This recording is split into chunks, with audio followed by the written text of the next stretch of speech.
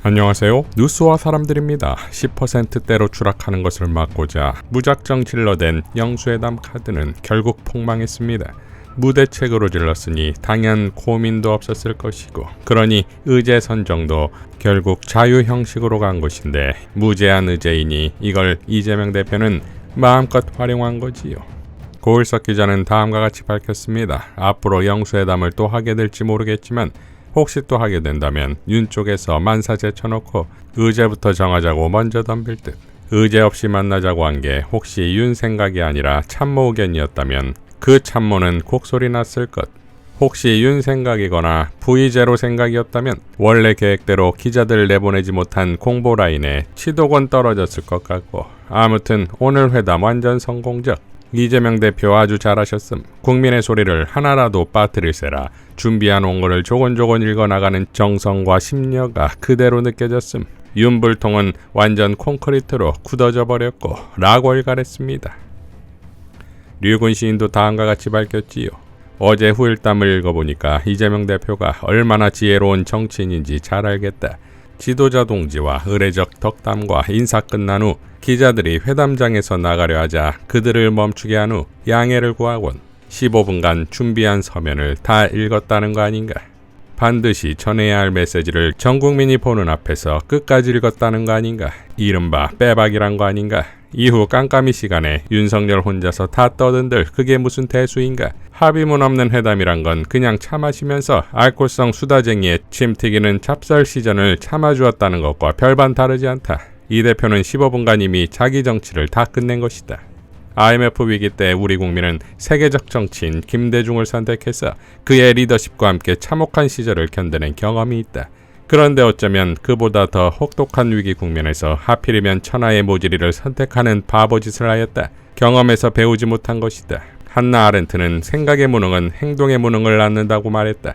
우리 지도자 동지께서 뜬금없이 이제부터 정치를 하겠다고 선언하시는 바람에 천하의 비웃음을 벌어들이고 있는 마당에 지금보다 더 괴상한 그의 정치가 시작될까 싶어 지느러미가 뻣뻣해진다. 어제 다 보았다시피 진짜 정치는 누가 하고 있는가? 아직 우리에게 덜 망할 수 있는 희망이 있다는 것은 그나마 국민이 민주진영의 손을 들어주었다는 것이고, 그 전선의 맨 앞에 이재명이라는 유능한 정치인이 있다는 사실이다. 큰 정치인의 굳센 어깨가 느껴진다. 나는 여전히 조국을 사랑하고 추미애를 의지하는 사람이지만 이 난세에 이재명마저 없었으면 우리 국민이 얼마나 외로웠을까 싶어 마음이 따뜻해진다. 아침부터 명비어 청가를 막 부르면 나도 언젠가 연태 고량주 한 독구리 얻어 마실 수 있지 않을까 싶어 마음이 하핫해진다. 하핫 라고 밝혔습니다. 황교익 작가도 다음과 같이 밝혔지요. 윤석열과 그의 참모들은 카메라 앞에서는 인사말 정도 하는 것으로 시나리오를 짠 듯합니다. 이재명은 물러나는 카메라를 붙들고 그 앞에서 15분 동안 조곤조곤 윤석열을 야단쳤습니다. 중간에 자르지 못하고 멋있은 표정을 하고 앉은 윤석열과 그의 참모들이 가련해 보일 지경이었습니다. 자신들은 국가를 운영할 능력이 되지 못한다는 사실을 이제는 깨달을 만도 한데 그게 도저히 안 되나 싶습니다. 윤석열과 그의 참모들은 자신이 멍청한지 모를 정도로 멍청한 것이 분명합니다. 라고 일갈했습니다. 자, 결국 영수회담을 통해 윤석열 정권의 무능과 독단을 다시 한번 확인시켜준 셈이고, 정권을 끝장내기 전 이재명 대표는 윤석열의 상태를 본인이 직접 확인할 필요가 있었을 것이고, 확인해보니 답답하고 아쉽다는 소회를 밝혔듯 역시나다 이겁니다. 그러니 영수회담에서의 이재명 대표의 포효는 윤석열 정권에 대한 최후 통첩이다 이겁니다. 촛불행동은 다음과 같이 성명을 냈지요.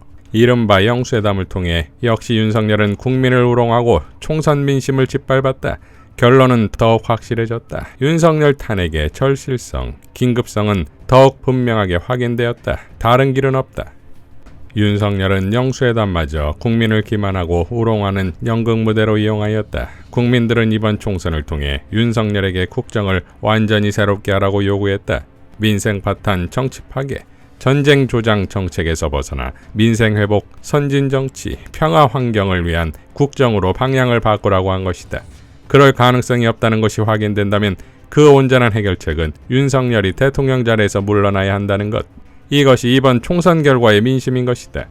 그런데 이번 영수회담 과정에서도 윤석열은 이런 국민의 요구를 수렴하고 실현할 의지를 전혀 보여주지 않았다. 민의를 대변하고 전하는 야당 대표의 말을 국민의 요구를 잘 들었다, 깊이 새기겠다고 한 것이 아니라 평소에 이 대표와 민주당에서 강조한 얘기이기 때문에 이런 말씀을 하실 것으로 예상했다며 국민의 요구를 한낱 야당의 투정 정도로 치부하고 간단히 무시해버린 것이다. 영수회담에서 확인된 윤석열의 입장은 반국민 선언이었고 국민을 우롱하고 기만하는 파렴치한의 망동이었다. 이로써 총선에서 윤석열을 응징한 우리 국민들은 윤석열 탄핵의 봉화를 더 높이 지켜들게 되었다. 돌아보면 윤석열은 총선 직후 직무실로 출근하지 않은 것으로 총선 결과에 불만을 드러냈다. 자신을 응징한 국민에게 화풀이를 한 것이다. 그리고 42자짜리 입장이라는 것을 이관섭 비서실장을 통해 대신 전하는 것으로 국민들을 하찮게 여기며 우롱하더니 국무회의 모두 발언에서 나는 잘했는데 국민들은 체감하지 못했다는 투로 국민들의 마음속에 불을 질러 놓았다. 더군다나 여기에 정진석을 비서실장으로 앉혀 이태원 유가족들의 가슴에 비수를 꽂고 친일 마이웨이를 선언하는 등 그 어떤 변화도 거부하고 총선 민의에 정면으로 대결하겠다는 태도만을 보여왔다. 용납할 수 없는 정권이다. 이재명 대표는 영수회담을 통해 총선에서 나타난 민의가 무엇인지를 윤석열에게 전달하고 대화하는 노력을 보여주었다. 이재명 대표는 이번 영수회담을 통해 윤석열이 총선에서 대참패를 하고 나서도 전혀 반성하지 않고 있으며 여전히 국민을 우습게 보고 우롱하고 기어이 적대하겠다는 민낯을 만천하에 확인시켜 주었다. 여기에 대화도 하지 않으면서 민주당을 입법 독재라고 하는 윤석열과 국힘당의 파렴치한 비난에 바람을 빼버렸다. 이번 회담에서 주목해 평가할 만한 대목이었다.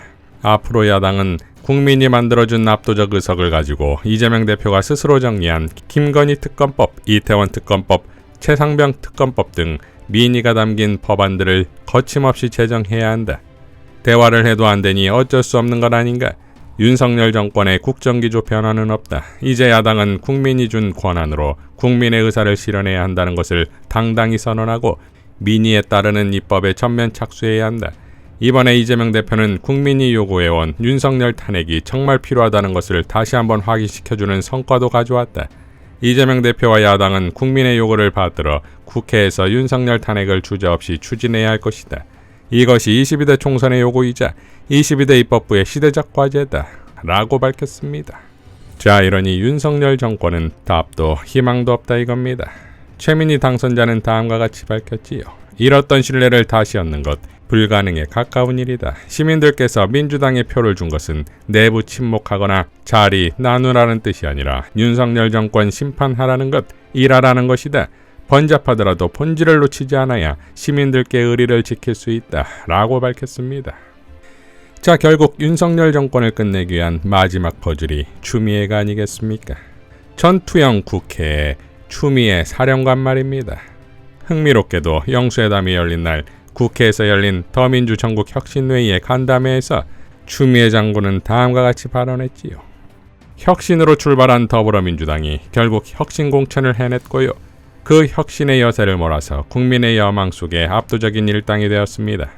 제 생각에는 2016년과 같은 일이 우리 역사에 되풀이된다면 국회가 절대 민심과 동떨어진 그런 불행한 결론을 내려서는 안 된다 이렇게 생각합니다. 2016년 그 촛불 탄핵 당시에도 하마터면 국회는 민심과 동떨어진 결정을 내릴 뻔한 몇 번의 오락가락한 기회가 있었습니다. 그 당시에도 거국 중립 내각을 하자, 대통령 박근혜를 내치해서 손떼게 하고 국회 추천 총리를 하자, 그런 논의들이 국회 내에 실제 있었고 민주당의 많은 의원님들도 크게 동조를 했었습니다. 당시 당대표였던 저는 그런 혼란을 단호하게 거부하고 절대로 국회는 국민과 통떨어져서는 안 된다라고 중심을 잡았고 또 탄핵 당론을 모아서 탄핵 준비를 했었습니다. 그래서 드디어 촛불혁명은 대통령 박근혜 국정농단 주범의 파면으로 귀결이 됐고 우리는 새로운 헌정질서를 복귀할 수 있었습니다. 지난 21대 그 여망 속에서 탄생한 국회였지만 우리는 개혁의 마음이 많이 흔들렸고 때가 찾아왔을 때 아직 때가 아니라면서 망설였습니다. 그러나 국민들께서 다시 한 번 더 재신임을 해주셨고 우리는 지난 국회와 달라야 할 것입니다. 그래서 혁신 국회의장은 대단히 중요하고 국회 수장이 누가 되느냐 또 누가 중심을 잘 잡느냐에 온 국민들이 촉각을 곤두세우고 있어서 역대와는 다르게 국회의장 뽑는데 여론조사 벌이고 있는 그런 상황입니다. 라고 밝혔습니다. 이재명의 핵무기는 추미애가 될 것입니다. 이상 뉴스와 사람들이었습니다. 시청해 주셔서 감사드립니다.